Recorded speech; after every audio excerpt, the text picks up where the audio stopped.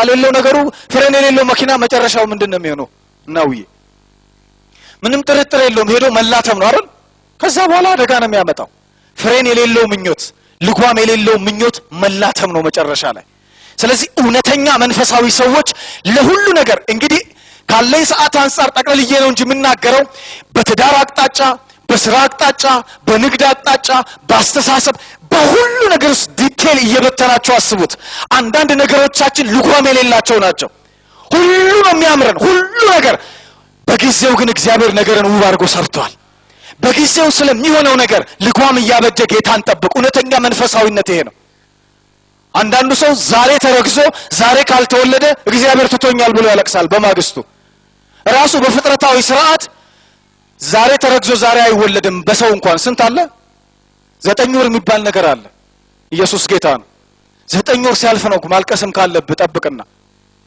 ጌታ ግን አያስለቅስም ሃሌሉያ እሱ እንደውም እንባ ያብሳል ክብር ለኢየሱስ ይሁን ስለዚህ ለምኞትና ለፍላጎት ምን ማበጀት ልጓም ማበጀት ገደም ማበጀት ሌላው ሶስተኛው መር እንግዲህ ከቁጥር 11 ጀምሮ እስከ ቁጥር 16 ድረስ አሁንም በመመለስ ማን ነው ይሄን ዳጽፉት በመመለስ ጳውሎስ ለራሱ ለጢሞቴዎስ ማረግ ያለበትን ካሳየው በኋላ አሁንም የሚያስተምረውን ሲሰጠው ቁጥር 17 ላይ ነው ሶስተኛው የእውነተኛ መንፈሳዊነትን አቋም የሚነግረው የሚያስተምረውን ማለት ነው ከምንፈልገው ወይም ካለን ነገር ይልቅ ሰጪውን መፈለግ ወይም በሰጪው ላይ ተስፋ ማድረግ ሶስተኛው የእውነተኛ መንፈሳዊ መርህ ይሄ ነው ምን ይላል ቁጥር 17 ላይ በአሁኑ ዘመን ባለጠጎች የሆኑት የትዕቢትን ነገር እንዳያስቡ ደስም እንዲለን ሁሉን አትርፎ በሚሰጠን በሕያው እግዚአብሔር እንጂ በሚያልፍ ባለጠግነት ተስፋ እንዳያደርጉ ምን አርጋቸው እዘዛቸው ደስ እንዲለን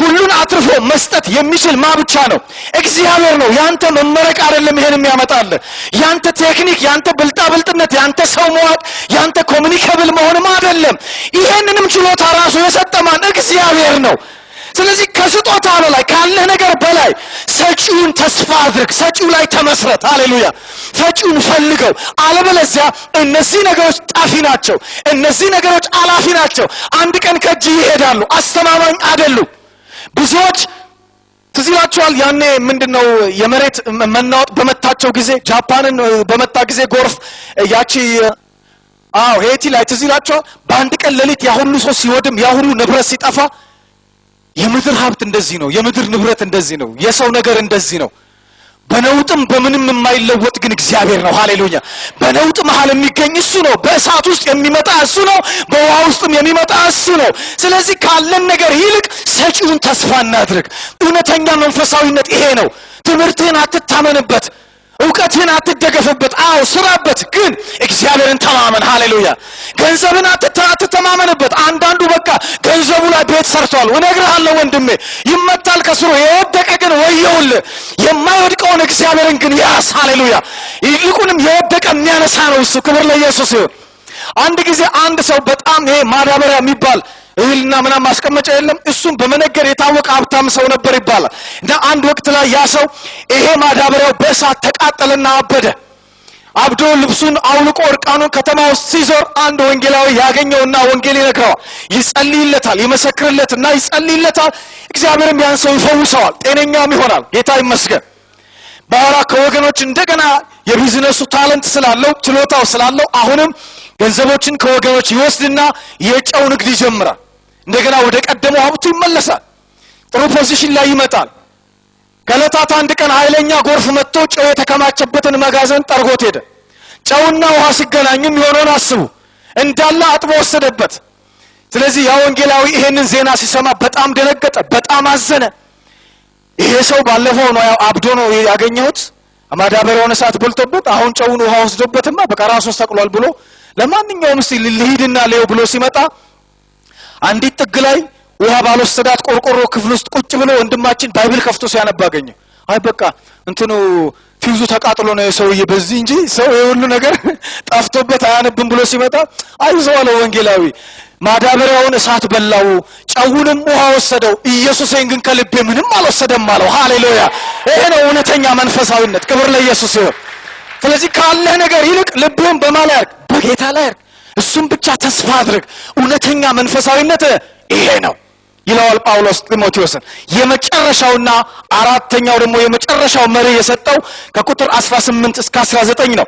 ካለን ነገር ለሌሎች ምን ማድረግ? ማካፈል።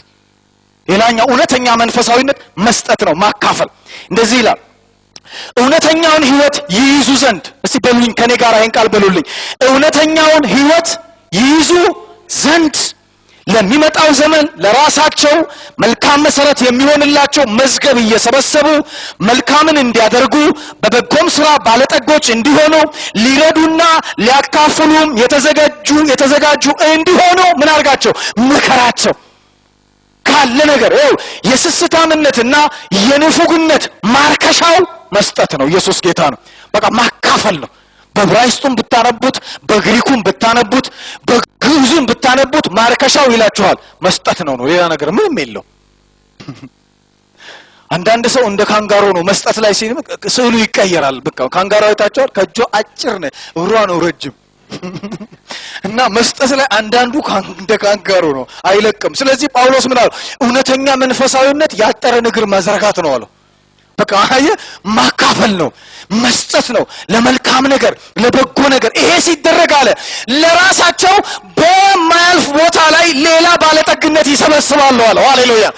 አየ ክስረት አይደለም፣ መጉደል አይደለም። ስታካፍል እየከሰርክ አይደለም፣ እንደውም በጣም ኃይለኛ ቢዝነስ ሰው የሆንክ ነው። አየ ለበጎ ስራ እንዲተኩ ለመልካም ስራ እንዲተኩ ይሄንን ምከር፣ ይሄንን አስተምር፣ ያካፍሉ፣ ሼር ያርጉ፣ ይርዱ፣ ይስጡ። ሁልጊዜ ለበጎ ነገር ግንባር ቀደም ይሁኑ። እጃቸው ምን ይሁን? ለቀቅ ይበል።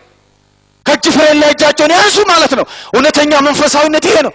አንዳንዱ አጉል መንፈሳዊ ጌታ አላሳሰበኝም ምናምን ብሎ ፍሬን ይይዛል። ምን ያሳስበው? ወንድም በቃ ተርቦ እያየው ይሄ ነው ማሳሰብ ማለት። በቃ ርቦት አየው አይደል? ካሳስበዋል ማለት ነው የዛን ሰዓት በቃ አየዋር በቃ አሳስበዋል ማለት የዛን ሰዓት ልጄ ሆይ ብሎ በአረንጓዴና በቀይ ቀለም እየመጣ እንትን ስልጠው እንዲላጠብቅ በቃ እቅድ ራእይ ግብ ምናምን ተብሎ ሲነገር ጌታ መጥቶ 200 ነው 300 ስጠው እስኪ ላጠብቅ በቃ እዚህ አውጣና ዘርጋው ነው። ኢየሱስ ጌታ ነው። ይሄ ነው በቃ ለመልካም ስራ እጃቸው ምን እንዲያደርጉ እንዲዘረጉ። ምክንያቱም በዛ ዘመን የነበሩት የሰጠት አስተማሪዎች ከመስክ እነሱ ገልብጠውታል። ምንድነው ጌታ ያለው? ከሚቀበል ይልቅ የሚሰጥ ምንድነው ብፁዕ ነው አይደለ? እነሱ ግን ከሚሰጥ ይልቅ የሚቀበል ብፁዕ ነው ብሎ ገልብጠውታል። እኛ ብዙ ጊዜ እንዲነው እኮ ከመስጠት ይልቅ መቀበል ነው የምንፈልገው። እውነተኛ መንፈሳዊነት ደግሞ ከሚቀበል ይልቅ ምን የሚያደርግ ነው? የሚሰጥ ነው። ፍቅርን ስጥ፣ ገንዘብህን ስጥ፣ ጊዜህን ስጥ፣ ዕውቀትህን ስጥ፣ ታለንትህን ስጥ። በቃ ማንኛውም ጌታ የሰጠህን ነገር ለመልካም ነገር አውለው። ሰው ላጥፍቶ መጥፋት እንኳን ገንዘቡን ይልክል እንደዛ ለቦምብ ምናምን የሰው ህይወት ለማውደሚያ። አንተ ደግሞ የሰው ህይወት ለመስሪያ ዘርጋ። ኢየሱስ ጌታ ነው። ንፉግነትን እግዚአብሔር ይስበረው ወገኖቼ።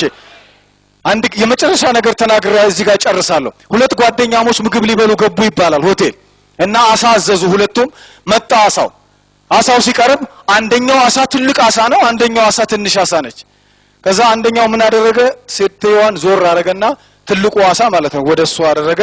ከዛ ጀመረ መቁረስ። ይሄኛው ጓደኛው በጌታ በኢየሱስም አንተ ምን አይነት ራስ ወዳድ ሰልፊሽ ስግብግብ ሰው ነህ አለው። ምን አረኩ አለው። ትልቁን ለራስህ ዝም ብለህ ትይዛለህ አለው። አንተ ብትሆን ምን እንደምታደርገው ሲለው እኔማ ትልቁን ለጓደኛዬ ሰጥቼ ትንሹን ነው የሚይዘው። ታዲያ ይሄው ትንሹ ነው አይደረሰ በቃ አመስግንና ቀጥል።